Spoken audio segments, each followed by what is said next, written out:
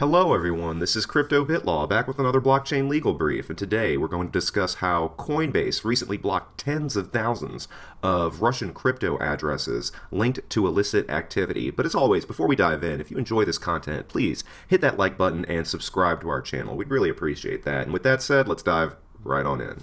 Okay, so as we can see here, Decrypt reports that Coinbase blocks over 25,000 addresses linked to illicit Russian activity. They say crypto exchange Coinbase has said it has blocked over 25,000 Russia-linked addresses it believes were associated with illicit activity. Coinbase has said it has blocked over 25,000 addresses related to individuals or entities believed to be engaged in illicit activity. The exchange added that these accounts were identified through its own, quote, proactive investigations, and that the addresses have been shared with the U.S. government to further support sanctions enforcement.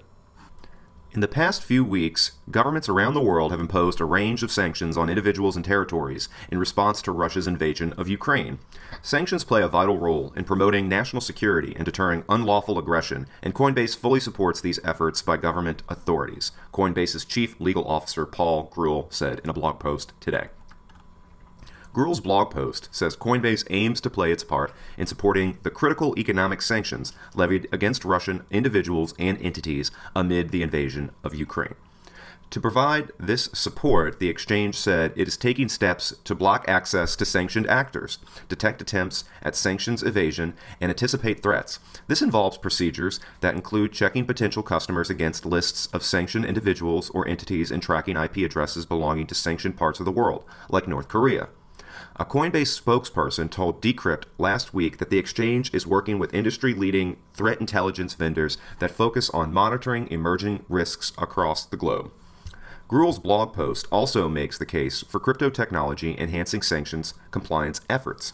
According to Coinbase, quote, digital assets have properties that naturally deter common approaches to sanctions evasion. These properties reportedly include the public nature of blockchains, which offer unprecedented visibility into the details of transactions. Coinbase also took the time to highlight the traceability of blockchain systems and the fact that transactions are permanent and immutable once they are recorded on a blockchain. In addition to these technical advantages, adoption of digital assets is still nascent, making their use for widespread sanctions evasion, the kind that robs sanctions of their impact, unlikely. A fact recently noted by a national security expert. There are several reasons why cryptocurrencies can be used to evade economic sanctions, a risk the United States Treasury explored in a report published last October.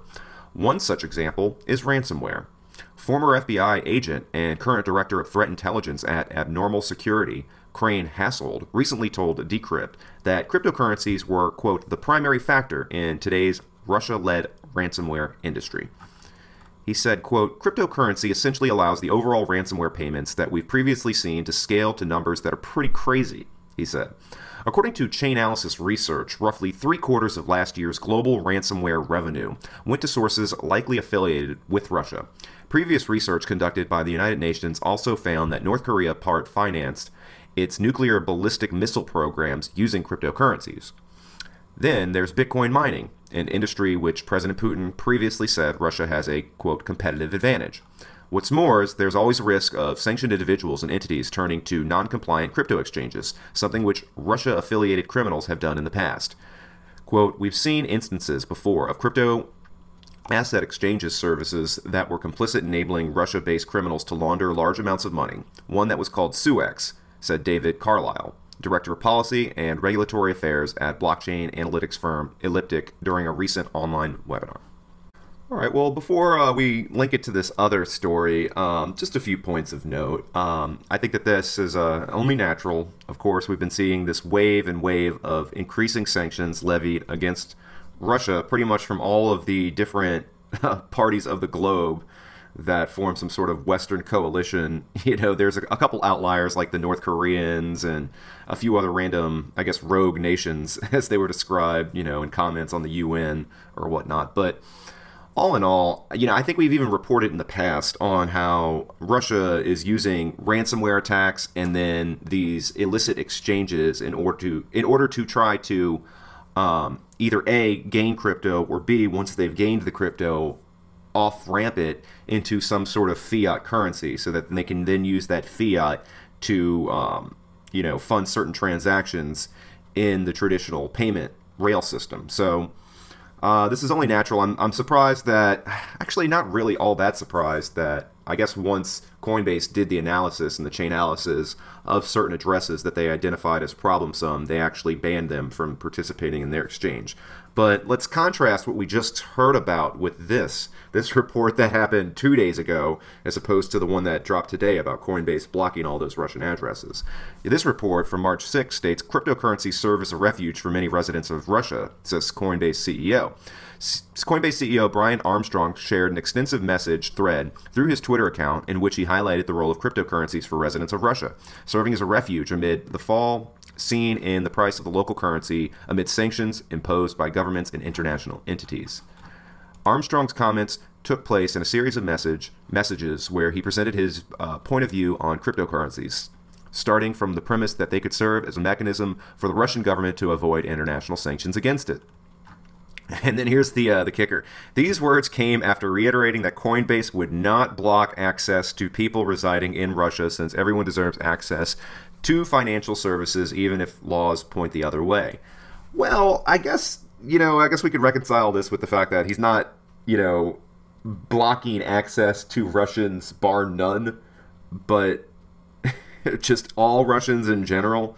But I guess it's only natural that, given the nature of these sanctions, that they had to play nice with government regulators in the United States and then do the chain analysis to pick out certain addresses that were linked to a nefarious activity and block those. But it's kind of a walk back depending on how you would parse out this statement, given the actual fact that addresses were blocked for people residing in Russia, although not all people residing in Russia. So all in all, I think it's an interesting development. Let me know what you guys think in the comments. If you like this move, I know certainly, banning certain addresses against, I guess some of the founding principles and ethos of crypto in general. But when you start playing with these centralized entities, that's one of the risks of centralized entities. And anytime you integrate crypto with fiat, you are going to have some sort of centralized entity serving as a fulcrum, whether it is on-ramping or off-ramping that crypto in a fiat-based system. There's always going to be some sort of centralized entity if you're dealing with fiat. Even DeFi can't take that out of the equation unless we just have a pool of fiat, in which case I don't know how you would off-ramp it, because I've analyzed that 10 ways till Sunday, and still you're going to have to integrate with government agencies in order to hook up to a bank or actually get that fiat out. So, yep. That's just a necessary evil, if you will, in dealing with fiat as it pertains to digital assets. So, yeah, all in all, this is what's going on. And yeah, as I said before, let me know what you guys think down in the comments. We'd love your feedback. And as always, thanks for watching. If you like this content, please hit the like button and subscribe. And thanks again for watching, and we'll see you all in the next video.